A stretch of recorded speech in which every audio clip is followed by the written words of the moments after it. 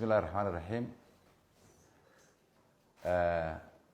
maanta waxaan idinku yeedhay inaan waxoogaa ka hadlo. caadadii ma ahayn inaan hadee jeer saxaafadda la hadlo, aad baan uga warwareegaa, laakiin maanta waxay u kaliftay inaan kelmado ka idhaahdo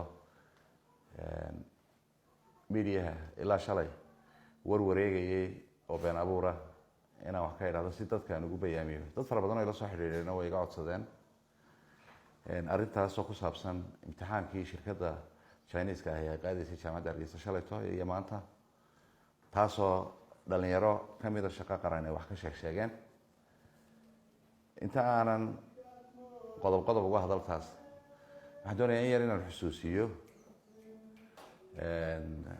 shaqo qaran wuxuu ahaa barnaamij qaran oo hal aruurkii madaxweynaha oo runtii guuleystay muddadii uu jiray, oo shacabka Somaliland ee samaha jecel aada u soo dhaweeyeen, waxqabad hor leh iyo didiilo u abuuray dhalinyarada ayuu ahaa, ilaa iminkana uu yahay.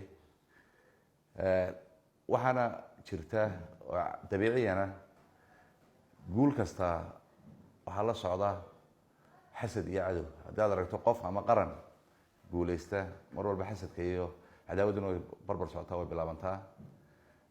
tan shalayna waxaan u qaadanayaa inay taasoo kale un ka mid tahay oo bilowa. dhalinyarada shaqo qaran waxaa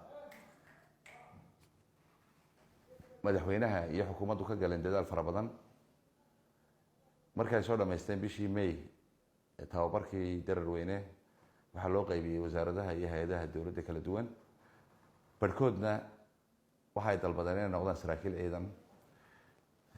iyadoo sidaasa ayaa haddana madaxweynaha iyo xukuumaddu, wasiirka ganacsiga iyo ay ka howlgaleen oo ay mudnaan siiyeen inay shirkaddan la yidhaahdo Somaliland New Silk Energy ay ka dalbadeen in shaqaalaha ay qaadanayso ay siiso tiro. shirkaddiina way ka aqbashay, iyadoona ognahay in boqolaal ama kumayaal dhalinyarada reer Somaliland shaqo laayihiin.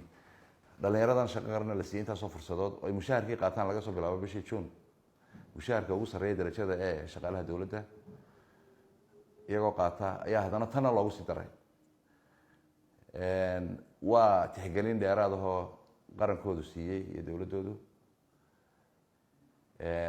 kamana xumin waxay ku tahay, laakiin dhalinyarada kale ee shaqada leh ee fara badan ee Somaliland joogta waxay ku tahay in la duudsiyey oo kale noqon karta, kuwana loo buriyey. ujeeddada laga lahaana may ahayn xumayn dhalinyarada kale la xumaynaye, waxa weeyaan bal dhalinyaradan in niyaddooda la dhiso.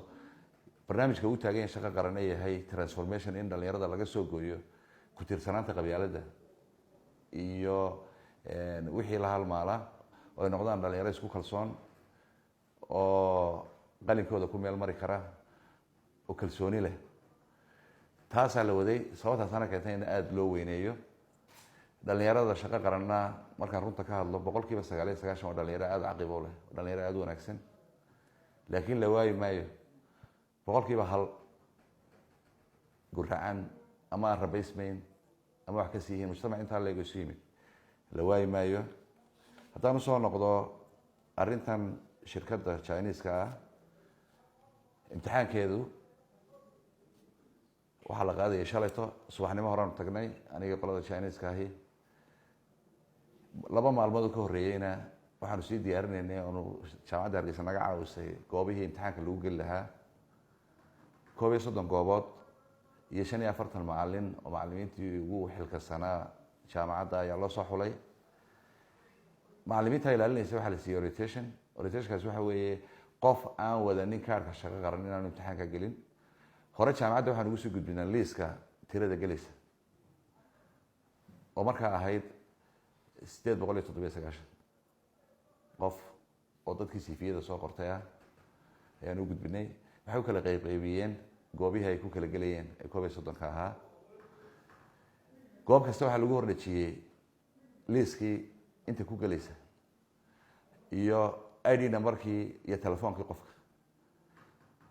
waxaanu orientation siinay macallimiintii ilaalinaysay, waxaanu farray inay xitaa hubiyaan qofka ID kaarka sita shaqo qaran inuu yahay kii lahaa kaarkan oon qof kale u gelin imtixaan ilaa heerkaasaa la hubinayay subaxii markaan meeshii tagnay waxaa timid dhalinyaro kaleo iyaguna shaqo qarana laakiin muddadii deadline-ku markii hore ka dhacay waktigii ay xidhmaysay araajid qabashadu ama siifiyadooda aan soo gudbin markii hore markii aan meeshii isugu nimid iyagiina waxaan maadaama ay shaqo qaran yihiin aan hubina inay shaqo qaran yihiin iyo kaadharkooda ha lagu daro ha galaan way galeen iyaguna iyagoo kaadhkoodii wata 2 kalaasoo kala dheeraada ayaa igana loo diyaariyey sidii baa imtixaankii si wanaagsan oo qurux badan ku bilaabmay gelinkii hore ayuu dhammaaday hal beebar buu ahaa oo 3 subject ka kooban gelinkii dambe koodii waxaa bilaabmayay interviewgii wejigii labaad ee imtixaanka isagoo imtixaanka qayb ka mid ah sidaasay arrintaas u dhacday shirkadda shalayto dhalinyaradii hadashay waxay ka hadlayeen tirada oo yidhaaheen waa 400 oo 100 baa la qaatay 300 baa iminkana la sheegayaa arrintaas waa arrin aada u sahlan iyagaana qalad fahmay sida muuqata haddaad dib u eegtaan 9 abriil 2019 markii dhagaxa la dhigayay warshadda lafteeda oo uu tegay madaxweyne ku-xigeenka cabdiraxmaan saylici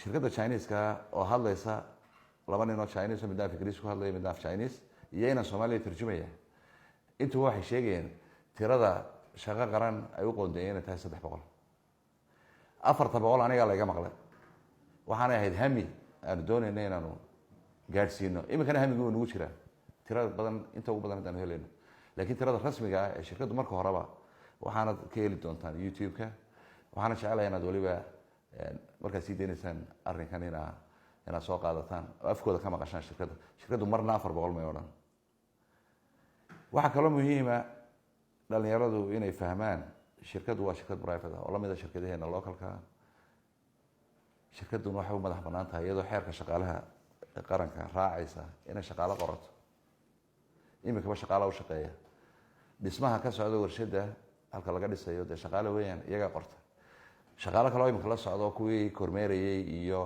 kuwa turjuwaanadiiba de waa shaqaale ay qaateen shirkadda macnaheedu maaha shaqo qaran bay u xidhanto hawl kale ma qabsan karto macallimiinta iminka ay keentay oo ilaa 9-8 aan tiradooda filaya inay tahay dee muddo xadidan bay joogayaan waxaana u yimaadeen imtixaan qaadis shaqaale kale hadday qaadanaysa dee imtixaan way ka qaadaysaa shaqo qaran hadday ku maamustay intaa maaha wax la odhan karo way ku khasban tahay inay shaqo qaran wax walba noqdaan waa shirkad private ah oo xuquuqda shirkadaha kale leeyihiin leh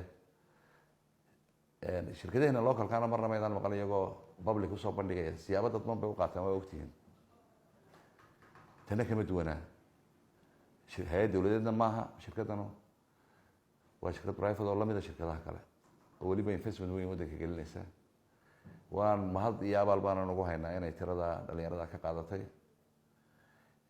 waanan abaalcelin ba anay dhalinyarada ku leedahay inay ku tartamaan in loo fursaddaa la siiyo dhalinyaradu waxaa kaloo shalay ka sheegeen oo qaarkood ay markay hadlayeen aan ka dhagaystay iyagoo leh kaadhar shaqo qaranaa la sameeyey waa been aada u weyn waa buhtaan cadiim kaarhka shaqan qaran gacan xafidan buu ku jiraa lamana samayn karo xataa haddii forgery la isku dayo wuxuu leeyahay security oo lagu kala garan karo la samayn karayn iskii loo samayn karayn anaga ka mas-uula kamana dhacayso waxaan mas-uul ka ahay inay taasoo kala timaado horena may dhicin mana dhici doonto intaan joogo marka waa arrin been caddaana oo dhalinyaradaas ay shilata meesha ka sheegayeen dadkii waa wada shaqo qaran kaadhar baa jeebabka lagu sitaa waa kanow keer waxaasay akhriyeen waa mas-uuliyad darro badan ay ku kaceen arrintaas ay sameeyeen kaarhkaasuna waxaa fidan yahay mana jiro kaar lagula baxay imtixaanka markii la gelayay shalay waxaan control xooga saaraynay in qof aan shaqo qaran ahayn on kaarhka sidan oo weliba la hubinin qofkaasi inuu yahay kii kaarhka lahaa inaan u gelin tusaalaan siinayaa inan ka mid ah dhalinyaradii shaqo qaran oo markii dararweyne lagu jiray xanuunsaday deedna qoyskoodi baan raacinay uu maqnaa intii dambe markuu isdiiwaangeliyey kadib kaarhkiisii maanaan u dirin imtixaankiibuu soo galay kaarhkiisuna halkan u yaalla xafiiska waad arki doontaan imika hadda u baahataan shalay xaggaas subaxnimadii buu yimid liiskiina wuu ku jiraa room number 10 buu ku gelayay qofka saddexaad buu ahaa inankii ilaalinayay macallinkii invigilatorka baan u geeyey, waxaan ku ihi ninkaan kaarkiisii haye loo ogolaado inuu galo. way iga aqbaleen. cabaar kadib buu haddana yimid, waa la soo saaray, waxaa sheegaraynayay kormeer kale, kaarkii baa laga waayay miiskii isagoo fadhiya. invigilatorkii ilaalinaya aan u sheegayna wuu joogaa, laakiin de qoladan kormeerku isaga may weydiineen. kaarkii markii way ka soo saareen. mar labaad baan haddana kaxeeyey, saan ku ihi ogolaada bliis, saasay arrintiisu tahay. waxaa kaloo tusaale kale aan idiin siinayaa. inan baa yimid shalayto markii ay socotay, anigoo dhex wareegeynaan iyo qolada Chinese-ka. wuxuu igu yidhi CV baan soo qorto. CV-ga wuxuu kusoo diray emailku ilan qarsoodimo hayna emailka shaqo qaran. shaqo qaranna kama mid ahayn. dhalinyaro saasoo hoy la tobaneeyaa oo shaqo doona oo xaq u leh inay shaqeeyaan ayaa soo qortay. markaan liiska korka kama haysid, mana garan magacyada, ma wada garan karaysid. laakiin liiska aanu gudbinay, jaamacaddana u gudbinay, lagu dhajiyey meelaha, waxaa ku qoran qofka magaciisa, ID numberkiisa iyo telephone numberkiisa iyo mail iyo female wuxuu yahay, dhadig iyo lab kalba kuu yahay. halkii kaarku way bannaan tahay. wuxuu yihi qol hebel baan ku qoran aan ku dhejisana. dabeedna wuxuu isku dayay inuu galo imtixaankii. kaarkii baa laga waayay, waa loo soo diiday. ma gelaysid baa la yidhi. wuu ii yimid, wuu ii sheegay arrinkiisa, wuxuu yihi saasay jirta, shaqo qaranna maan ahayn, laakiin de waan iska qortay uun. sababta anagu liiska ugu darrayna waxa weeye, ama qofkan dhalinyarada magacyadoodii kor kama hayne uu yahay qof ilaaway kaar nambarkiisa inuu ku qoro. hadhowba kulle waad sheegaraynaysaan, hadhowba idinka reebi hadduu aanu sidaa ahayn. saasoo kale markaa kaasoo kalena waxaan ku ihi adeer ma suurtagal maaha, kol haddaan shaqo qaran ahayn ma suurtagelayso. iska tag, wuu iska tegay inankii. xalay waxaan ku arkay facebooka intii aan isnay isagoo ku qoray, waxba ku darin. saasay yani u adkay. tusaalahan waxaan uga jeedaa qof aan shaqo qaran ahayn inaanu geli karin meeshaas. kaar shaqo qarana cid heli karayso kalena maba jirto, haba yaraate. waa been abuur cad. taasuna imtixaankuna broseskaasuu soo maray. tiradana waa anigaa idiin sheegay inay tahay 300 mar walba ahayd. kana helaysaan oon jecelahay inaa weliba kood garaysaan oo taas aad gelisaan markaad sheegaysaan barnaamijkan. waxaan aada uga xumahay sumcaddii shaqo qaran lahayd in dhalinyarada iyagii ka mid ihi inay xadgudub xoog le ku sameeyeen, mas-uuliyad darro ku kaceen. dadkii samataliska ama jeclaha somaliland wanaaggeeda ee dabadiya gudubba joogay ay niyadjab iyo warwargeliyeen. waa arrin agteeda miisaan weyn ku leh, waayo dadkii naxdin iyo niyadjabba way ku abuureysaa. marka arrinkii ay uhanka weynaayeen madmadow laga sheego, weliba mala awaala laga sheego, aad baan uga raali gelinayaa cid kastoo ay dhibtay. waxaa kaloo ka raali gelinayaa mulkiilayaasha hodheeladii ay magacaabeen. hodheeladii magac dhabe inay lahaayeen imtixaan baa lagu qaadaya. waan ka raali gelinaya, waayo in wax qaldan ay ku sheegaan. shirkaduna maaha shirkad iyaga u xidhan shaqo qaran. shaqo qaranna ma laha, waa shirkad private ah. cidday shaqo siinaysa, cidday imtixaan ka qaadaysa iyadii jirtaa. intii ay ugu tala gashay shaqo qaran way siisay 300, waanay ku tartamayaan. saaka waan soo maray, interviewgu si fiican buu socdaa. maantaan u dhammaanayaa, natiijaduna way soo baxaysaa. dhalinyaradan waxaa kaloon dareensanahay, in badan baan macallin ahaa ama maamulayay arday.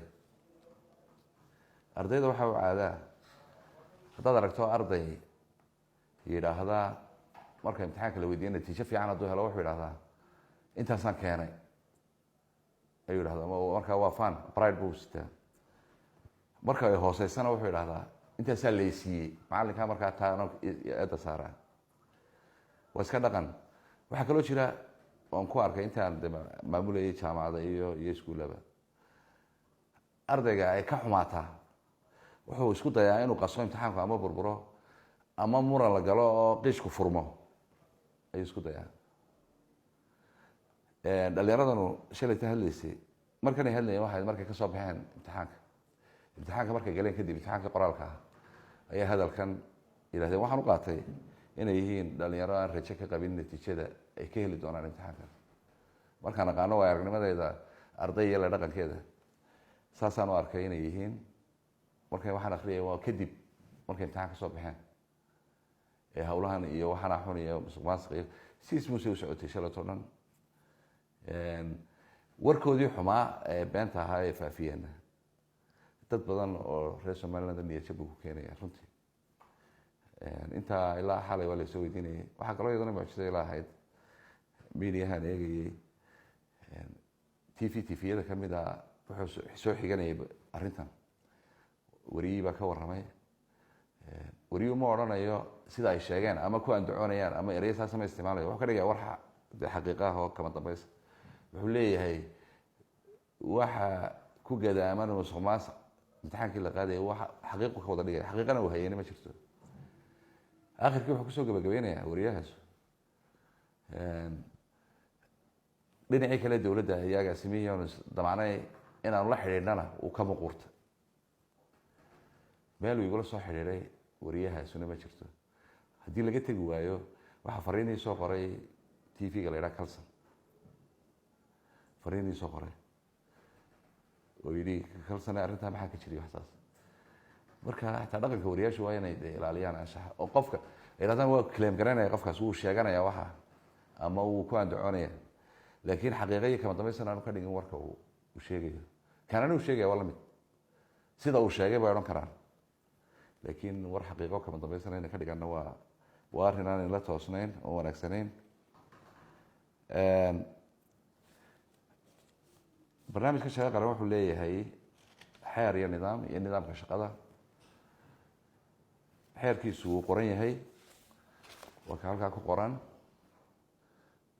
dhalinyaradana imika waxay ku jiraan carabis shaqo mushaahar bay qaataan bishii juun laga bilaabo mushaharka darajada ugu sareysa ee shaqaalaha dowladda ay qaataan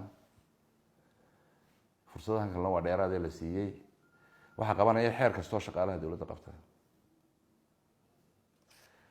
dhaqanka shaqo qaranna asalkiisa waxaa loo sameynaya shaqo qaran dadka loo soo marinaya inay anshax iyo wanaag iyo wax lagaga daydo yeeshaan way ka duwanaadaan dadka role model noqdaan dadka laakiin dhalinyaradana way ku xadgudbeen waxaanay kalifaysaa in tallaabo laga qaado afartii abuuray waxan ee ka hadlayay meesha in tallaabo laga qaado khasaba waayo kuwii ka dambeeyey hadlay waa kuwo consequence wixii ka dhashay weyaan iyaga xumaantooda ay sameeyeen afartaa dhalinyarada ah magacyadoodii halkana ku hayaa waxay abuureen wasakheyn yani nijaaseyn oo kale ku sameeyeen barnaamijkii quruxdiisii iyo loo hanweynaa waxay niyad jabiyeen shacbiga somaliland ee samaha jecel waxay xitaa ku xadgudbeen dhalinyarada kale ee iyaga ay magacooda sheeganayeen ee shaqo qaran oo 9% dad wanaagsana ayay ku xadgudbeen ay magacoodii ku shaqaystaan ku shaqo tageen taas waxay kaliftay in wadatashi laga yeesho guddi qaran baa jira oo barnaamijku leeyahay guddigii qaranka iyo xafiisku inay wadatashi ka yeeshaan tallaabadii laga qaadi lahaa dhalinyaradaas waa afar waa kuwii ugu horreeyay hadlay ee isxabeebinayay afartaas tallaabada laga qaaday waxa weeye waxay kale yihiin cabdalle siciid xaaji cabdilaahi askar oo sitaa kaadh nambarka 1899 xamde ismaaciil ibraahim maxamed oo sidataa 2081 axmed kilaas jibriil kaahin oo sita 1820 cabdirasaaq kayd cabdi cali oo isna sita 1941 waa id kaadhadooda id kaadhkan waa wax la soconaya ilaa mustaqbalka kaadhkan qiimo gaar u leeyahay tixgelin buu siinayay waxyaalo fara badan dhalinyaradaas tallaabada la gartay in laga qaado waxa weeye in laga xayuubiyo xubinnimadii iyo xuquuqdii shaqo qaran gebi ahaanba kaadharka ay sitaanna la qiimo tiro laga bilaabo saacaddan iminkaan hadlayo kama tirsana shaqo qaran dhalinyaradaasu waana ficilka iyagu la yimaadeen anshax darrada ahaa iyagoo kari karayay haddii ay u baahan yihiin war iyo xog inay helaan inay weydiiyaan cidda ugu dhow xafiiska yimaadaan ama anagana weydiiyaan waxay xadgudub ku sameeyeen shirkadihii maalgashiga waddanka ku sameynaya oo aynu u baahan nahay oo markay halkan ka rawaxeen imtixaankii ka qadayn kari waayeen ugu tageen garanhadii intii ay soo qadaynayeen inay kusoo noqonayeen jaamacadda interviewga ay xadgudub kula kaceen waxay ku xadgudbeen dhaqankii loogu talagalay dhalinyarada shaqo qaran inay yeeshaan waxay ku xadgudbeen xeerkii carabiska shaqo iyo shaqaalaha dowladda xadgudub fara badan bay ku kaceen dhalinyaradaas sidaa awgeed waxay muteysteen in laga saaro xubinnimadii shaqo qaran ay ahaayeen imika waxay ka dambeeyana maaha dadweynaha un bay ka mid yihiin kaadharkoodina waa la qiimo tiray fariintaasna waan gaadhsiinayaa iyagoo keliyana maaha ciddii wax noocaas oo kale ku kacdo waayo meesha waxaa la doonayaa mujtamac hagaagsan oo toosan in la helo haddaanan shaxmarani jirin oo qof kastaa wuxuu doono samaynaya dee ma shaqaynayso waddanna la noqon maayo qaranna la noqon maayo marka intaasaan jecelahay inaad fariinta iga gaadhsiisaan waxaan filayaa wixii inaan iftiimiyey wixii u baahnaa in wax la iftiimiyo haddii